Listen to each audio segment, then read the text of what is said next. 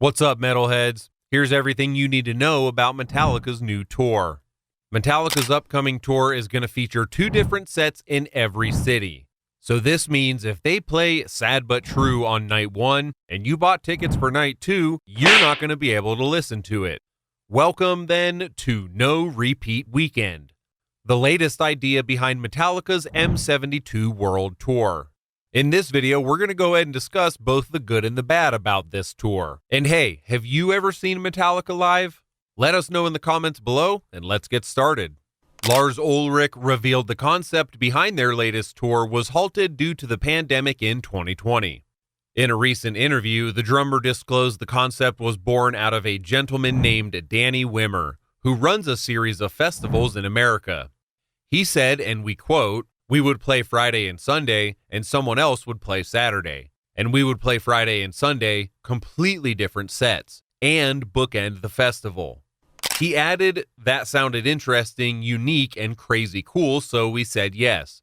And we had 6, 7, maybe 8 of those scheduled for 2020. Then the pandemic lockdown came, and obviously that all went away." In theory, the concept is intriguing with an element of uniqueness, like Lars pointed out. But let's face it, Metallica has been around for 40 plus years, and not everything they have done in the past has been well received.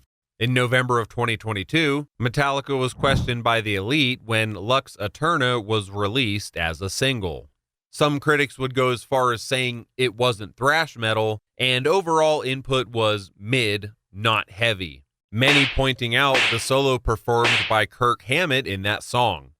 Hey there, don't go just yet. If you like our content, please subscribe to the channel with notifications.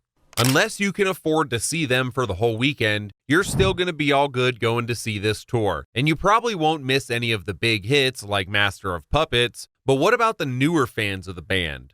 Would they get to experience their best tracks? Regardless of how many years you've been a fan or how many times you've seen them live, the crowd that will take the biggest L's are going to be the younger generation of fans. People who have never seen them or just getting into heavy metal. Imagine knowing about the band's history, their legacy, and all their contributions to heavy metal, but they don't perform Battery.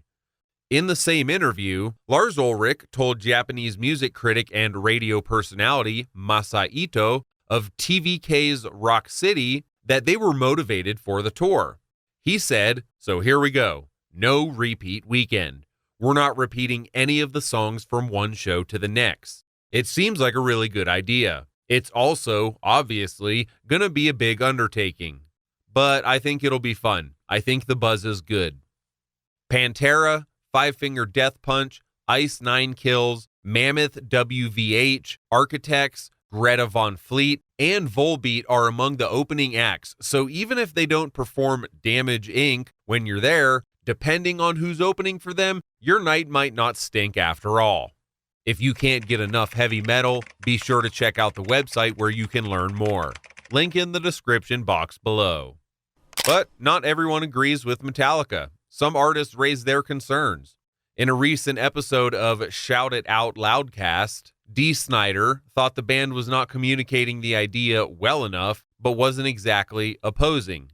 He said, "Well, I wasn't aware they were doing that, and credit to them, but I think it's kind of self-serving, and it really only appeals to a small percentage of the crowd. The majority of the people going to see these shows, and not just Metallica, this also applies to bands like Kiss and Twisted Sister, they're there for the hits.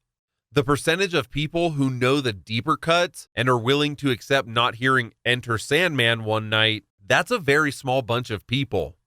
Lemmy was sick of playing Ace of Spades but knew everyone loved the song. And of course, Metallica is under a different situation. But do you think bands should always play their hits no matter what? What are your thoughts on this controversy? Thanks for watching, everybody. Stay metal."